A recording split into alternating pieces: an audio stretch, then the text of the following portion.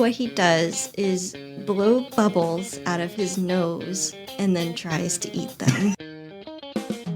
Hello, I'm John Rossi. I'm a touring drummer with a passion for animal conservation. When I'm on the road, I spend as much time as possible visiting zoos, aquariums, and conservation organizations. Now, I want to share those places with you. I'll be talking to keepers, vets, conservationists, anyone who can help me in my mission of connecting my people to animals through their people. Join me on my Rossifari. Hello, and welcome back to the podcast that is here for a big-time shell-ebration, the Rossifari podcast.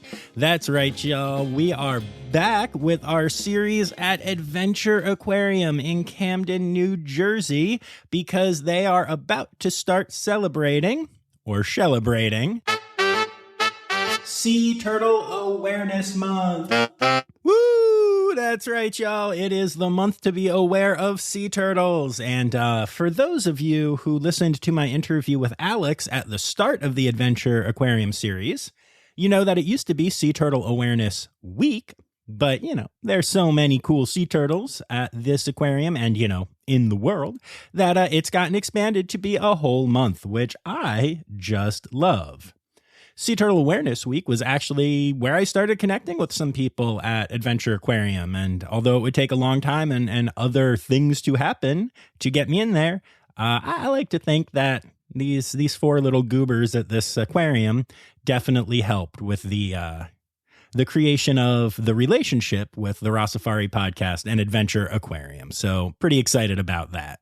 So here's the deal. We're going to talk about sea turtles. We're going to talk about conservation. We're going to talk about the 4 sea turtles that live at Adventure Aquarium. But I am not a turtle racist, or speciesist, I guess would be the word. Or probably there isn't a word because this is a weird thing to be saying. However, I do make sure that we touch on the other turtles that live at the aquarium. You'll hear all about that before we get to the sea turtles because, as y'all know, I'm a big fan of delayed gratification. Yeah, I know. I'm sorry. I'm a dork. I am a dork. And this is a commercial. Today's episode is brought to you by Daydreamers Studios. Do you have stories and expertise to share with the world? Have you ever thought about starting your own podcasts? There's no better time to start than now with the help of a trusted production partner. Daydreamer Studios is a full-service production company that takes all the stress off your plate. You can focus on creating engaging content while they focus on recording, editing, audio engineering, hosting, and publishing on 22 platforms. Log into the advanced remote system with one click, and the Daydreamer team will be on the other end, ready for you to record everything you have to say. Owned and operated by Daydreamer Network, Daydreamer Studios continues on the company's mission to empower storytellers of all kinds by making podcasting accessible to all. For more information and current promotions, visit daydreamernetwork.com/studios. All right, so my interview today is with Lauren Haber of Adventure Aquarium. And before we get to that, just a quick reminder to go ahead and hit subscribe. And hey, if you're willing to leave a quick review, you could just tap the little 5-star button. Please make it 5 stars, please, on Apple Podcasts or Spotify or, wherever you listen, if they happen to have that option. And also, if you took a couple minutes and left a written review, it really does help people find the podcast. And speaking of the podcast, if you would like to support the pod financially, you can do so by going to patreon.com/Rossifari. There's some cool added goodies if you do that, including some behind the scenes audio and extra clips and even a couple of extra episodes of the pod out there for my patrons. So that's pretty exciting. It starts at as little as $3 for a month. And I think it's worth it. I hope you do too, so check that out. Also, if you're not interested in committing to a monthly contribution, but you would like to help the pod, you can Venmo me at Rossifari. Nice and easy. Okay, enough talking about me. Let's talk about turtles with Lauren Haber of Adventure Aquarium.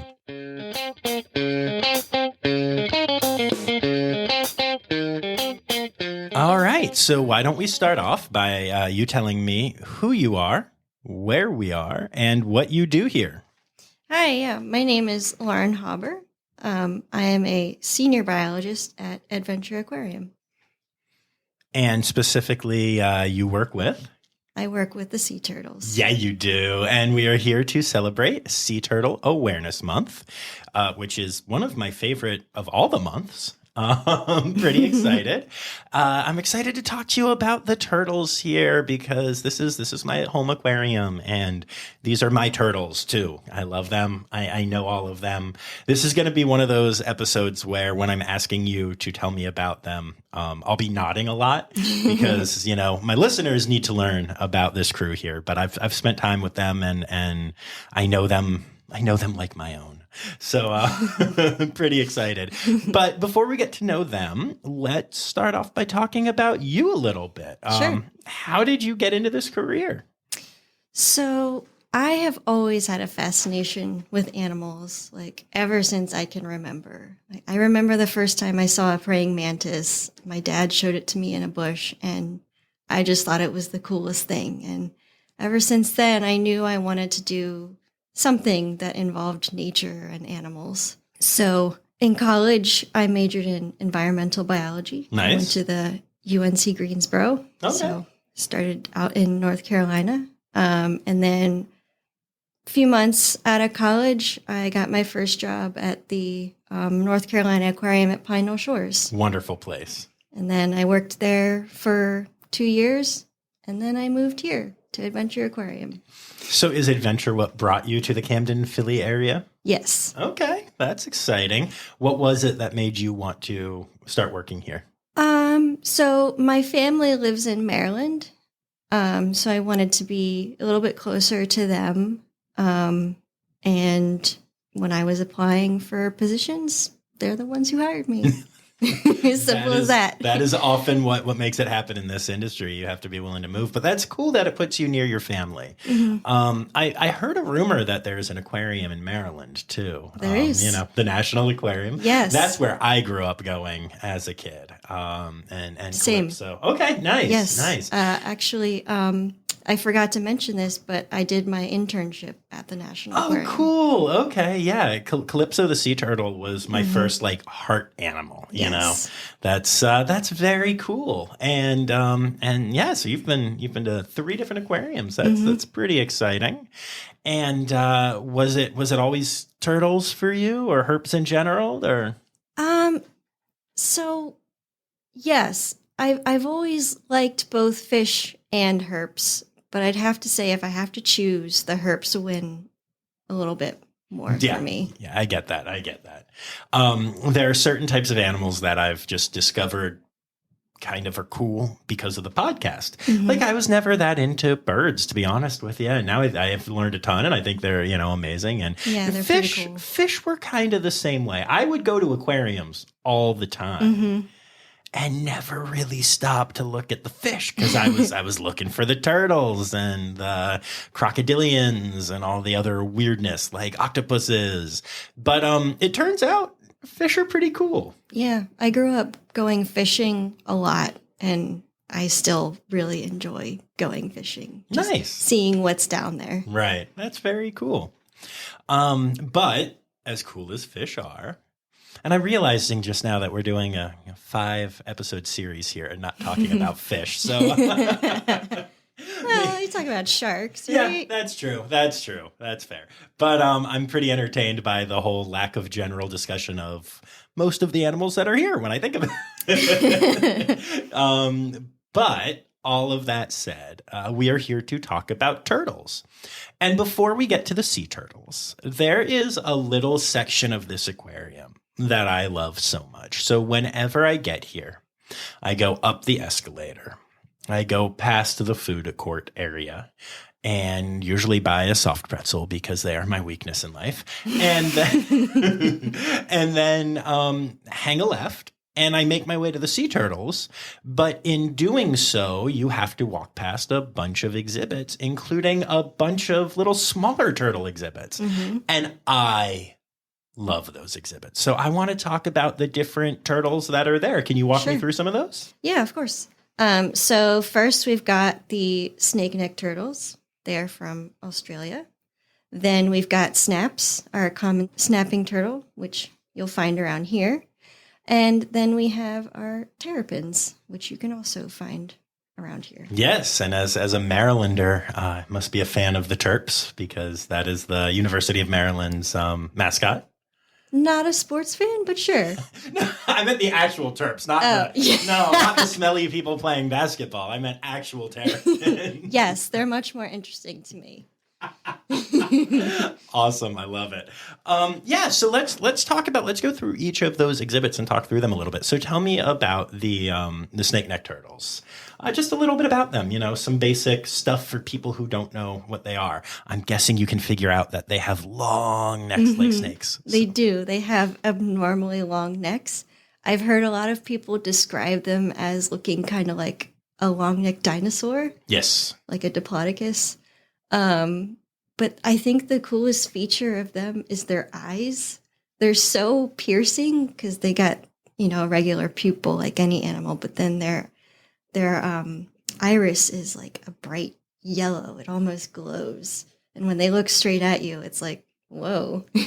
Absolutely. It's really cool. It really is. Ours really love people. So whenever we ever go to the back of the exhibit to feed or just do maintenance in there, they're always right there splashing at the surface. She's doing an impression of them splashing on the surface, by the way, y'all. It's pretty cool. So I think they're very cute. They really are. I feel like when I tell people that I love turtles and stuff, I feel like they, a lot of times people don't get it. Mm-hmm. But I'm like, no, they're really cute. And those eyes especially. Yeah. The turtles with big, shiny eyes are definitely the cutest. Whether it's snake necks or black-breasted leaf turtles, right? That have just eyes that they look like Muppets. It's ridiculous. Yeah. Cool. And then next to them is Snaps, you said. Yep. And Snaps is a very creatively named snapping turtle. We didn't name him. Okay, fair. So they're common snapping. Snaps is a common snapping yes, turtle. Yes, he is. Yeah. So tell me a little bit about them. So he is a male, as we've said. But yeah, you can find them in the Delaware. They're very common around here. And you're especially going to start seeing them more and more. So their nesting season is coming up. So anytime you see a really big turtle, especially in the road, it's usually a female who's trying to come up to either get back to the water after laying her eggs, or she's going to find a nesting site to lay her eggs. So be on the lookout for that.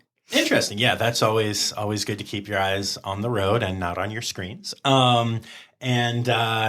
And so they don't actually lay their eggs in the water? Correct. Oh, that's interesting. Yes, they have to come out of the water. The female will dig a little hole and deposit her eggs in there, cover it up, and then head on out. Nice. Very cool. And since we're on the subject, what do you think of snapping turtles as pets? I don't think it's a great idea. They do get quite large. It's also illegal in New Jersey. Okay, cool. So it's not in Pennsylvania, I don't believe, and I will double check that. This is why we edit. But I know that, as I travel the country, I'll go to herp shows from time to time just to check them out. Yeah. And whenever I see snapping turtles for sale, I'm like, this is a bad idea. Yeah. You might have to have a permit. It really depends on the state. But New Jersey, they're very strict about reptile husbandry. They really want you to have a permit. And they definitely don't want you to have native species as pets. It's time for Interrupting John. Hey, y'all, just wanted to jump in for a second to say that I did check that out, and I was correct. You are allowed to own all the kinds of snapping turtles in the state of Pennsylvania, but maybe just, don't. And also, if for any reason you do, then don't get annoyed when they get really large and release them into the wild to fend for themselves, because that is just gross. All right, back to the interview. Makes sense. I guess I'm a little surprised that they care more about native species, because I always think of the problem being that, when you get an invasive species and then it gets too big and gets released. But it's interesting that they're focused on the native as well. But just in general, probably not a great idea. Yeah, not a great idea. They do grow up to have a very strong jaw as well. And you may think it loves you, but it doesn't. And it will not hesitate to bite you if it feels like it. And so what's it like feeding snaps? I haven't actually fed him in a while. But I know that they were target training him. Nice. So they have a target that they put in the water to let him know it's time to eat. He comes up, and they use a pair of tongs to feed him his food. He usually gets a variety of fish, like trout or smelt. And I think he also gets greens, too. So it might be surprising to think that a snapping turtle likes to eat greens and vegetables, but he actually loves romaine. Oh, that's awesome. Very cool. And then that brings us to the terrapins. Again, not the basketball players. But if you don't know what a diamondback terrapin is, go ahead, use the Google machine and check it out, because they are one of the most beautiful turtle species ever. And I know that they generally in the wild will live in brackish water. And I'm curious. I know that sometimes in the pet trade, they can be kind of bred to live in fresh or brackish. I don't know how healthy that is for them. Like I said, there are a lot of issues with the pet trade in general. But do y'all have the terrapins in brackish? Or? We do. Okay. Yeah, yes, but they do get a freshwater bath a couple times a week. That's mainly so that they can drink the fresh water. It's also good for their skin. But yeah, since they are adapted to living in a more brine environment, they can't necessarily drink that water. So they do have to make trips to fresh water in order to get that. Interesting. And yeah, I love I love that. That is a turtle spa day. That's what you're talking about. That's pretty adorable. And and for people that live in like Maryland and that kind of area in general, terrapins are another species that you will see crossing roads a lot, and you really need to be cognizant of that fact, because they need our help. Yeah, especially when you go down to the shore. A lot of times if you look, there'll be signs posted for turtle crossing, and that down the shore it's specifically for terrapins. Yes, absolutely. And I'm always sad when I see one of those signs and then don't see a turtle, because I think that they should know to cross there. That's why they have the signage. Yeah, just like the snapping turtles, they have to come out of the water to lay their eggs, and they do it just the same way. The female digs a hole, deposits her eggs in it, and then she heads back to the water. These female turtles have it tough, I'll tell you what. They really do. Yeah. One of the hardest things as a kid who fell in love with turtles and then started learning about them was realizing how much, humans and turtles don't really work well together. Not ideal.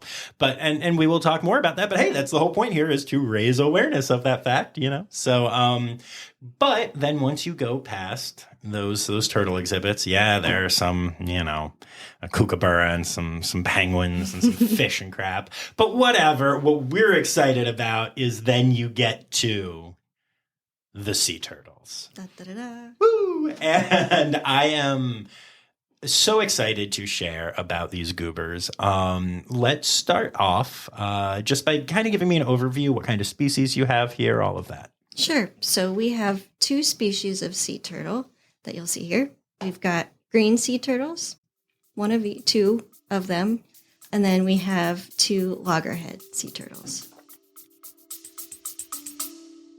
All right, we'll be back after this quick break.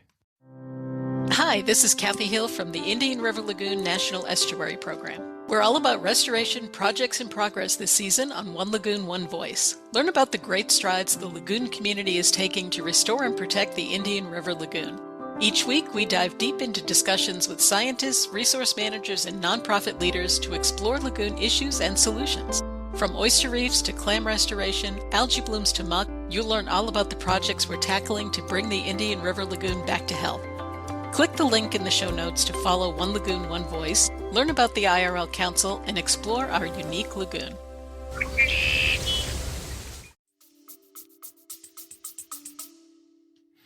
Absolutely. And they just have so much personality. Oh, yes. So I think what we need to do is just start off right away by let's just talk through the turtles that are here. Sure. So we'll start off with Old Green. She is our female green sea turtle. I'm not sure how she got her name. I wasn't here when they named her, but that is her name, and it does kind of suit her. I mean, she's old and green, so I think She is one of our oldest sea turtles. So she is 30 years old. Okay. Same age as the aquarium. Nice. She's our second largest sea turtle. So believe it or not, most of the time, female turtles are larger than males. She's in the 320, 350 pound range. We're not actually sure. We only, we do an annual physical on them once a year. So that's the only time we get an update on their actual size. It's coming up for us, but it's been almost a year since we weighed them. And they like to eat. They do like to eat. It's one of their favorite pastimes. This crew is known for that. Yes. But so Old Green is known for liking to quote unquote snuggle with divers. That's a nice way of putting it. But really what happens is as soon as divers are getting in the water, she's the first one to come over and say hi. And a lot of times that means while you're just trying to mind your own business, scrubbing or doing whatever, she likes to come over and lay down on top of you. So a 350-pound turtle just laying down on top of you while you're underwater, not always the greatest thing. Yeah, it sounds less than ideal, to be honest. Yeah. But usually no harm is done. Why do you think that is? What is it that she is attempting to accomplish? So Old Green's backstory is she was found by someone while they were on vacation somewhere tropical. And they decided it was a good idea to bring her home with them and keep her in their bathtub. Oh, no. No. Yes. So being that that's not an ideal living situation for a sea turtle and not getting the right diet, this person finally took her to a pet store. The pet store was like, you're not allowed to have that. We're not allowed to have that. Called Fish and Wildlife, and they confiscated her. And then she ended up here. But because she is so acclimated to people, she sees us for everything. So that's probably why she loves people and being around them so much. That makes sense. Probably like one of those dogs that doesn't quite realize how big, you know. Yeah. Mm-hmm. Yep. Yeah. I'm a lap dog, says the 350-pound turtle. Mm-hmm. Yep. Okay, well, that's really interesting. And is there anything else you want to say about her before we move on?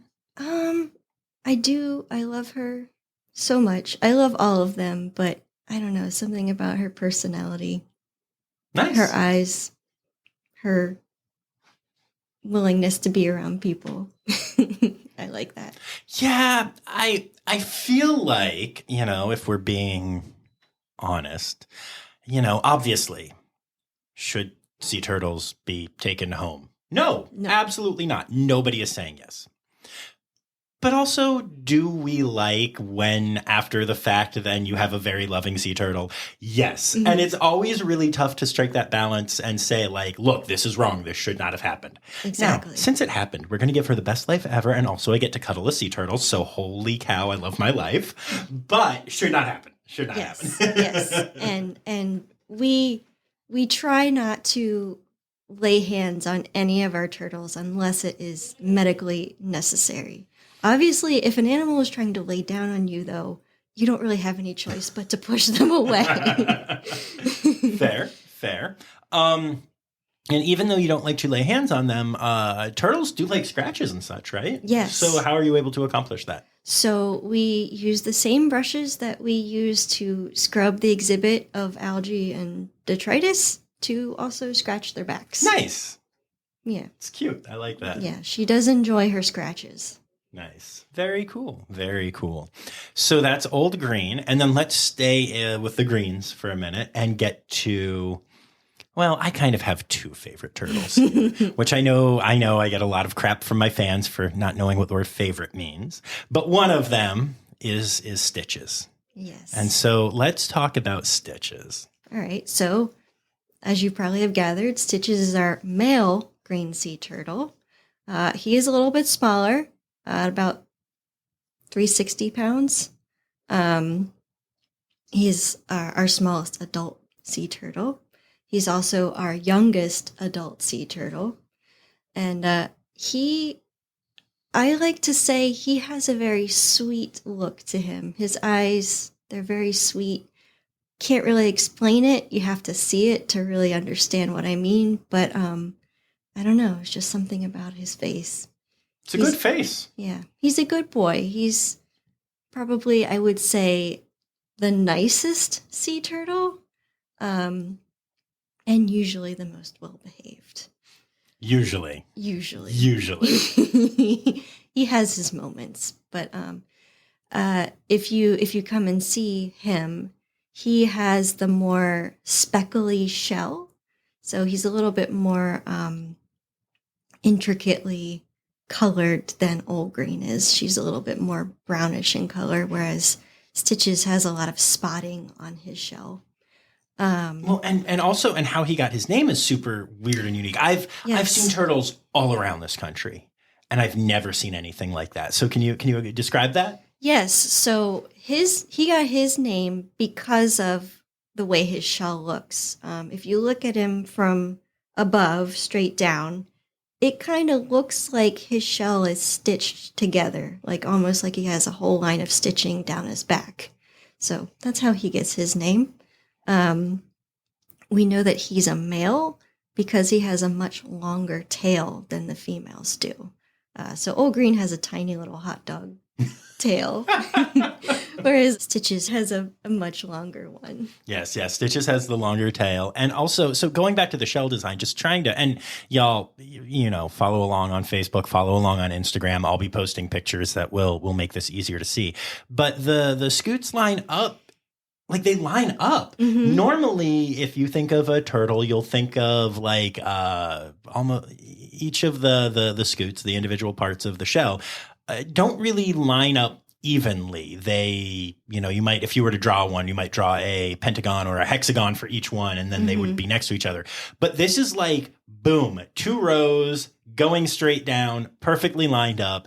Literally, it looks like somebody who doesn't quite know what a sea turtle shell looks like drew a sea turtle shell. Yeah. It's really cool to see, and definitely check out the social medias to see pictures of that. But yeah, it's really fascinating. I've never seen anything like it. And I know that Stitches plays a little game.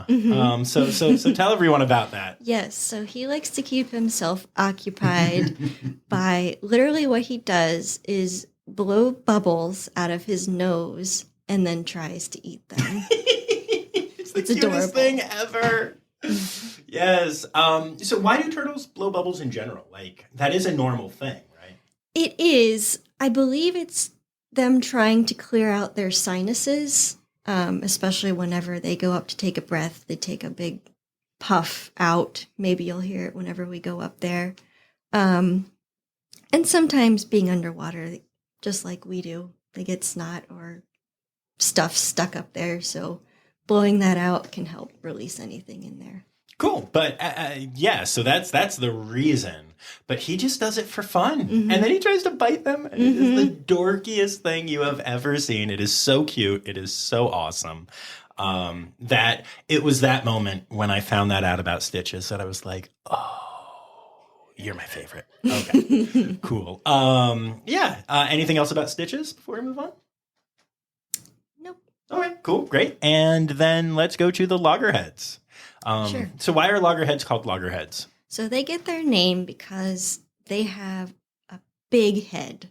Like, I guess someone thought it looked like a log. Makes sense. I mean, I guess if you saw them just floating at the surface out in the ocean, you might think, oh, that's just a log. But you get closer, oh, it's a sea turtle. That would be a very happy moment. Yeah.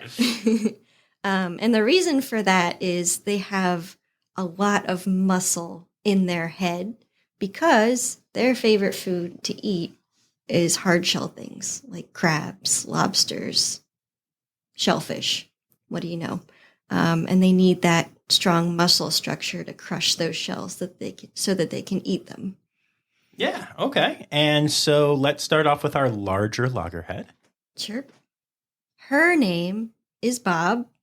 Yes, her name is Bob. Is this short for anything? Is this like a Roberta or something, or is it just Bob? Nope, it's Okay. just Bob. Nice.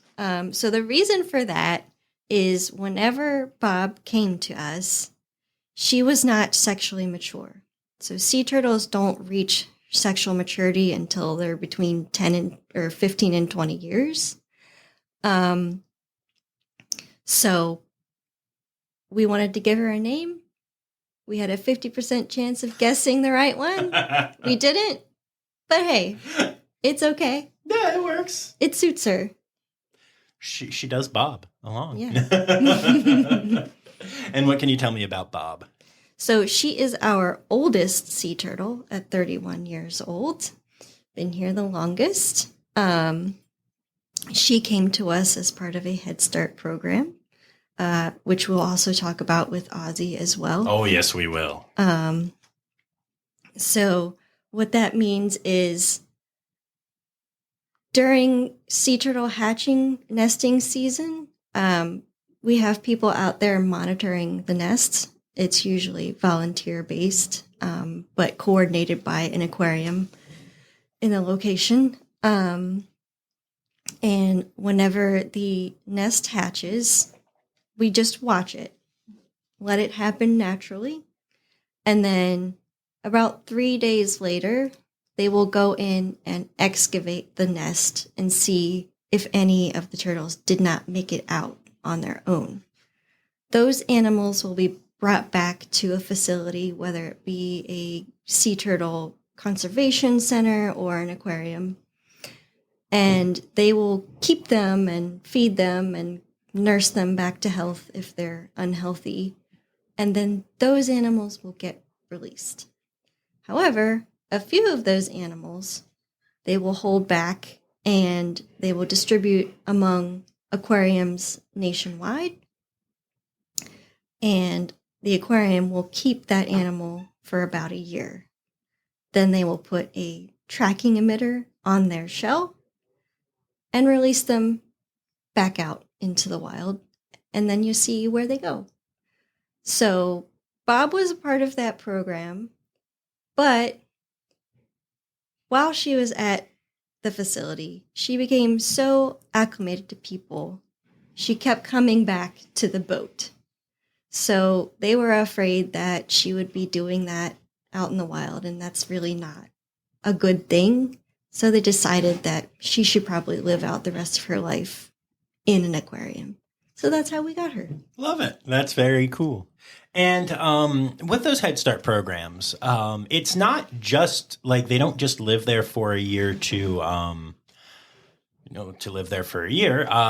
Most of the dangers facing sea turtles come within the first year of life, right? Yes. Yeah, big, they're really tiny, and so there are predator issues and light pollution issues and all kinds of things. So if a turtle can get through the first year of life, it greatly increases their chance of survival. Yeah, they grow quite a bit in that first year.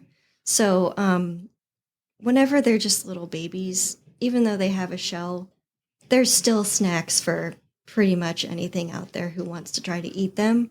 But once they're about a year old, they're much bigger and not so many things are able to eat them as easily.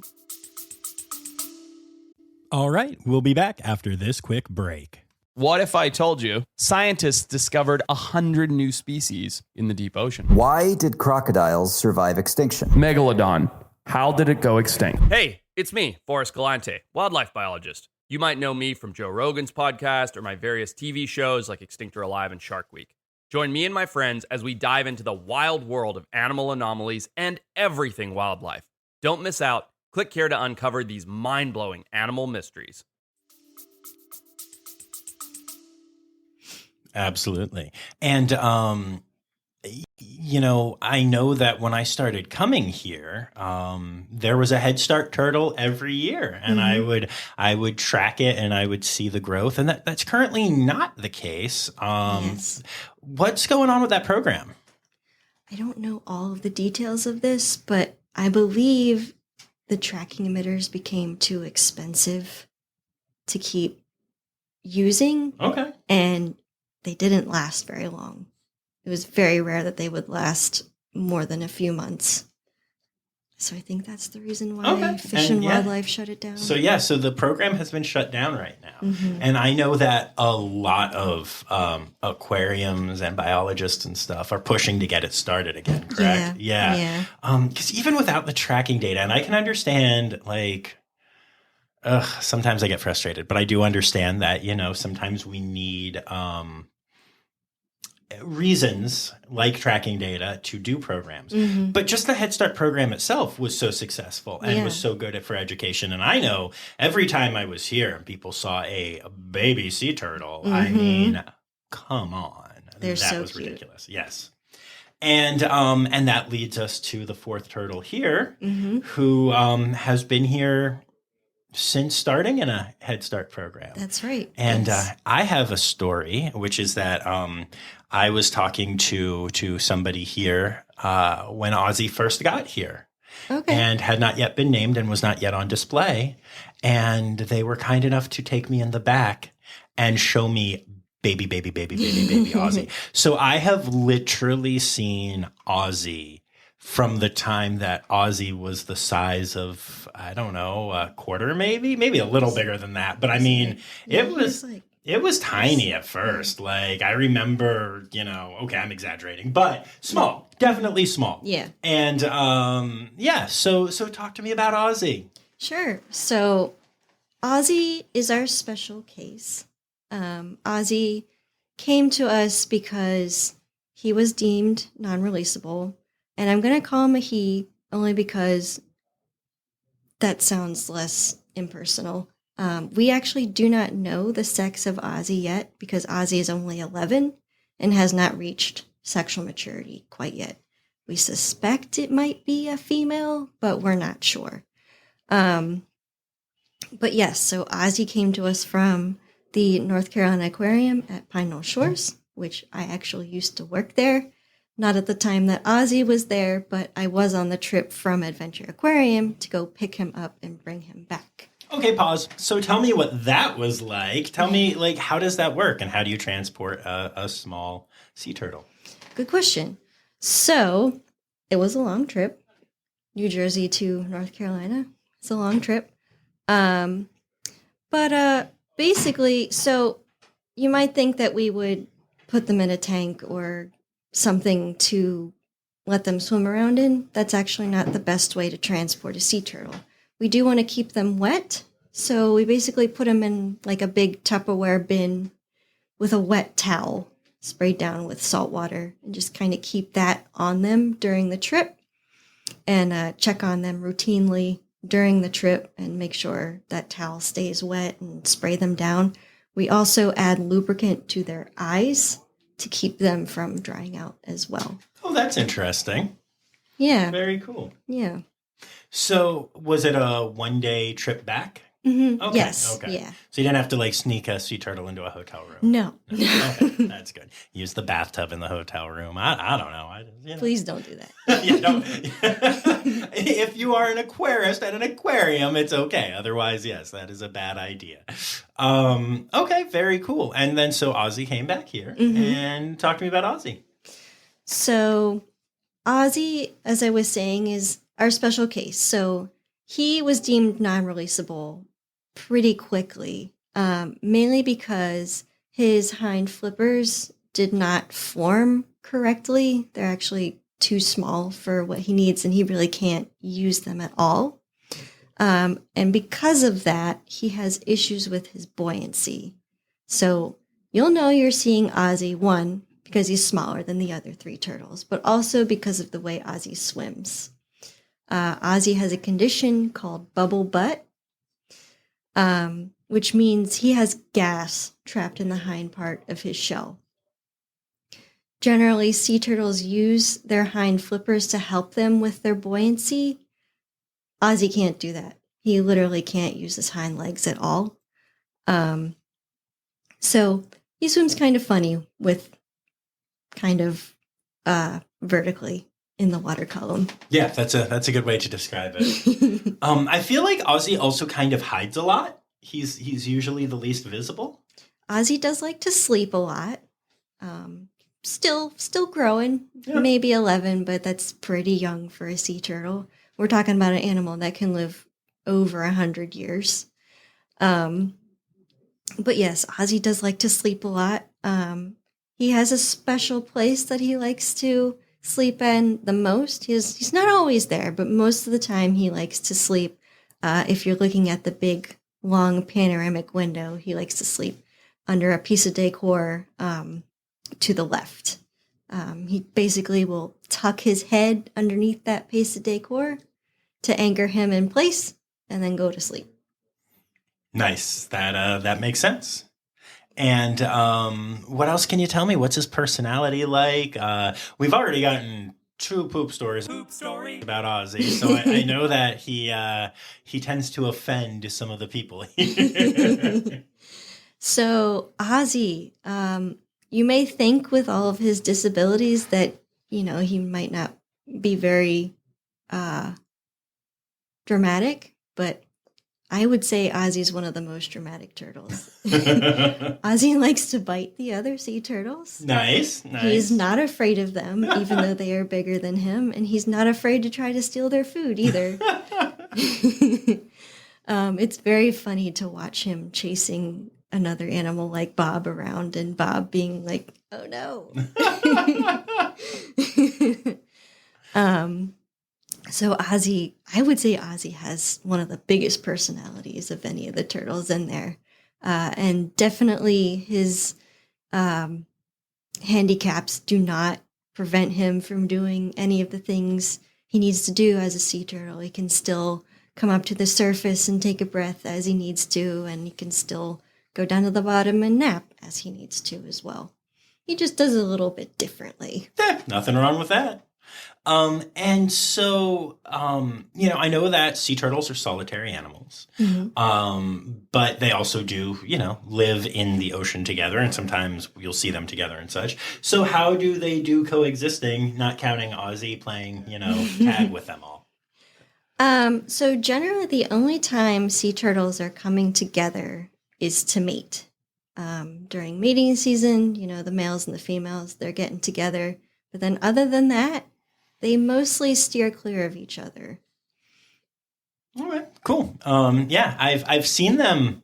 I've seen them working together. Really? In the tank here, though. Oh, yes. Mainly to get food. Yes. Yeah. They do, especially whenever we're trying to feed the sharks. Mm-hmm. They love trying to steal the sharks' food, even when they've just been fed. It doesn't matter. They are bottomless pits, it seems like. But yes, they will all group around the area where you're trying to feed a different animal, and it can be very frustrating trying to get the food to the animal you want to. Yes, as a matter of fact, one time that I was here, I saw there was something foodie in the the tank, and people were trying to get it out using a long net on a pole. Okay. And I still cannot believe that I saw this level of coordination. It was like watching the raptors in Jurassic Park in slow motion. But so the food was netted and started to go up. And Bob went above the net and pushed down on the handle, while Stitches went up from below and inverted the net, knocking the food out, getting the food to them in their mouths. And this happened multiple times.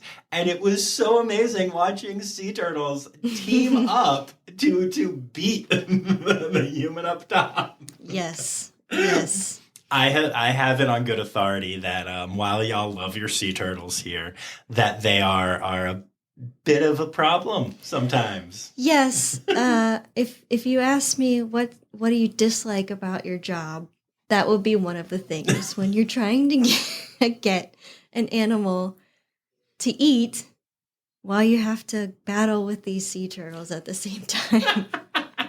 And you keep trying and they keep getting it. Ugh. Now, you do realize that just makes me like them that much more, right? Okay. Yes, it makes me like them that much more, too. Fair. Except fair. when I'm in that moment. Right. Fair. Yeah. Mischievous sea turtles is just not something that I always knew existed, and that's pretty special. So what are the threats facing sea turtles out in the wild? So single-use plastic is a really big one. So that's why we're trying to switch over to reusable bags and try to use less plastic in general because plastic loves to make its way into the ocean. So it's a problem for sea turtles primarily because out in the ocean, a sea turtle's favorite thing to eat, one of their favorite things to eat, are jellyfish. Go figure. What is in a jellyfish that is even nutritionally, adequate? I don't know, but they love them. And unfortunately, to a sea turtle, a floating plastic bag looks a lot like a jellyfish to them. And not only them, but other sea creatures as well. And if they accidentally eat a plastic bag, it's pretty much a death sentence for them unless there's some sort of human intervention. It gets all twisted up in their digestive system and they perish from it, unfortunately. So that's why we want to try to keep plastics out of the ocean. It's a good reason. I like it. And that is, a way that you can have an impact directly yourself. Every plastic bag that you let go to the trash or every straw that you use, that's a choice that you make and can have that direct impact on a sea turtle. And look, none of us are perfect. We all do it from time to time.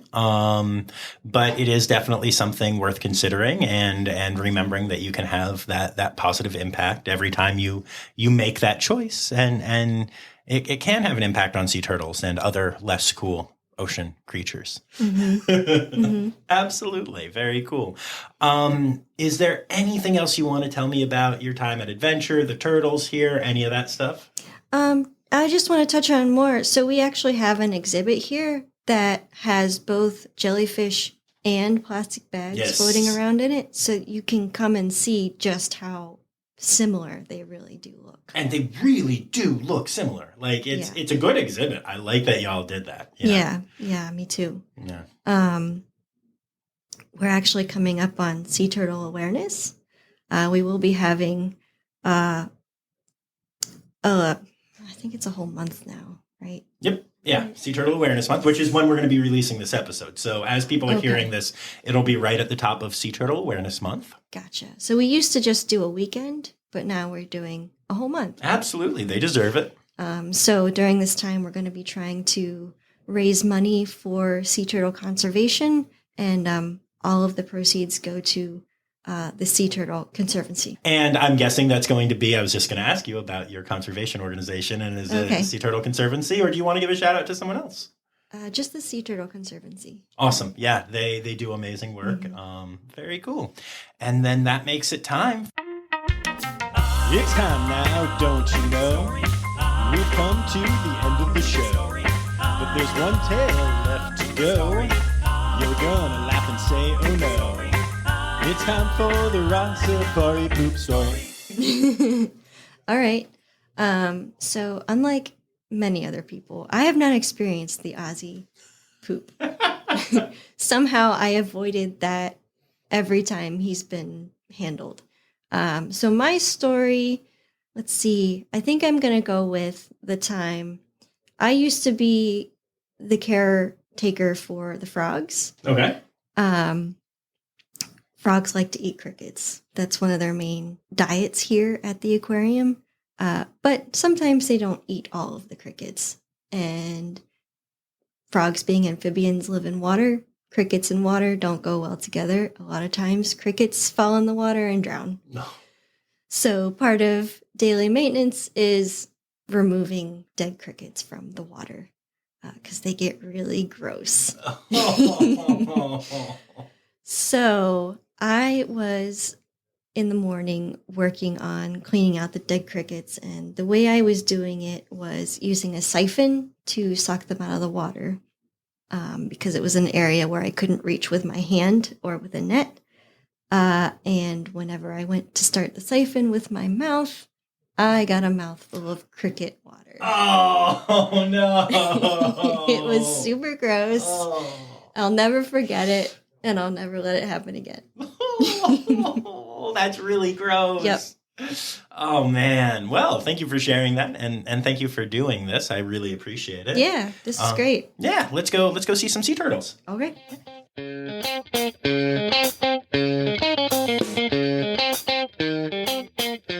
Oh, and y'all go see some sea turtles. We did indeed. Now, Adventure Aquarium always has it so that you can go and do a Meet the Sea Turtles experience. It's not the cheapest thing in the world, but the money does go both to the aquarium and to conservation efforts, and it is well worth it. In fact, before doing this time, I had actually visited with the sea turtles twice. Both times were absolutely wonderful, and it's really cool. You get to go up to the top of the big ocean tank and hang out with the turtles and feed them and scrub their shells with brushes, and I cannot recommend doing this enough. It's awesome. It's wonderful. It's peaceful as can be. And that's where this one got a little extra interesting and extra peaceful for me, and I wanted to share with y'all about this experience. So you may remember from the previous Adventure Aquarium episodes that we've done that there was another Lauren in my life during my time at Adventure Aquarium. Lauren Belcher, who is the content marketing coordinator at Adventure Aquarium, and she does the social media stuff and is the person who set up all of these interviews and has just been a huge supporter of me and the podcast since she discovered it. And Lauren, I love you, and you know that, and I'm so glad that we've gotten to be friends. Yay. Anyway, so that meant that Lauren and I went up to the sea turtle dock, and I got to hop on down with Lauren Haber and feed some turtles and do some scratching and all the things I said. Like I said, with the brushes, I wasn't like reaching out and petting sea turtles. But this is where it got kind of extra special. So PR Lauren had to go do a thing. And so we were up there for a couple minutes, and then she's like, all right, I trust that I can leave you two to it. And I said yes, because of course I did. I didn't want to leave. And Lauren also said yes, because she didn't want to leave, or because she didn't want me to leave. I don't know, but it's hard to leave that place, I bet, even if you are up there all the time working. Anyway, so I finished my normal turtle experience. It was very turtly. I loved it. Even Ozzy came to say hi, which that was the first time that I had been up close with Ozzy, and it was amazing. Such a little goober. Did not poop on me, so that's a positive. But then everything just kind of came to a halt, and I was just sitting there, and occasionally one of the turtles would come over and I would scratch, and then another one might come over, and Old Green spent a lot of time with me, and she definitely does have that people personality thing. And y'all, it was so peaceful, and Lauren had stopped talking, and the turtles were out of food, although Old Green was hanging out and getting very quiet scratches with the brush. And it was so calm, and it was so peaceful, and I loved it so much, and I just kind of zoned out spending time with turtles.